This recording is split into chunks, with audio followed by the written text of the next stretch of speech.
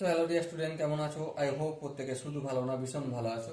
স্ক্রিনের উপরে একটা কোয়েশ্চেন দেখা যাচ্ছে, তাই না?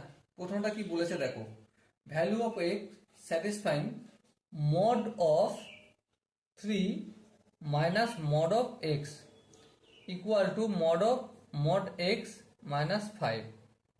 প্রশ্ন হচ্ছে যে এক্স এর জায়গায় এমন কি কি ভ্যালু দিতে হবে যার জন্য এই এই ইকুয়েশনটা স্যাটিসফাইড করবে।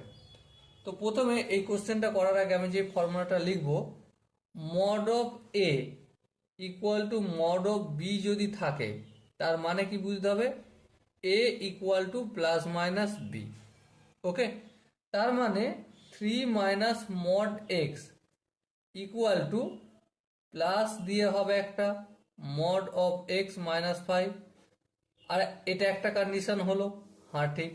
আর একটা কি মাইনাস দিয়ে 3 - mod x equal two minus of mod x, মাইনাসটা প্লাস হয়ে যায় 5 হয়ে যাবে।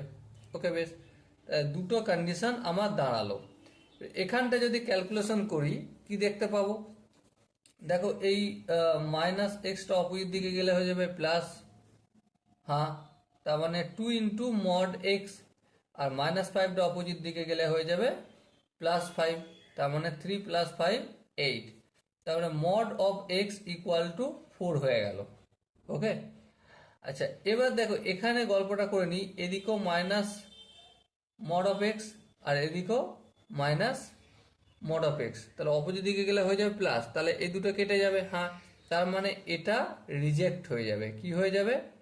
রিজেক্ট হয়ে যাবে, এটা তো হবেই না। তার মানে এই মড এক্স ইকুয়াল টু 4, তার মানে এক্স এর ভ্যালু কি, +/4। এবার ডিয়ার স্টুডেন্ট, তোমরা যদি লক্ষ্য করো এখানে কোন অপশনটা ঠিক, অবশ্যই বি অপশনটা হবে সঠিক আনসার। ওকে, আই হোপ এই কোশ্চেনের কনসেপ্টটা প্রত্যেকে বুঝতে পেরেছো। যদি কোনো জায়গায় বুঝতে অসুবিধা থাকে তাহলে কি করতে হবে, কমেন্ট সেকশন রয়েছে, কমেন্টে অবশ্যই জানিও। আর দেখা হচ্ছে নেক্সট সেশনে। ততক্ষণ পর্যন্ত ভালো থেকো, সুস্থ থাকো এবং জয় হিন্দ।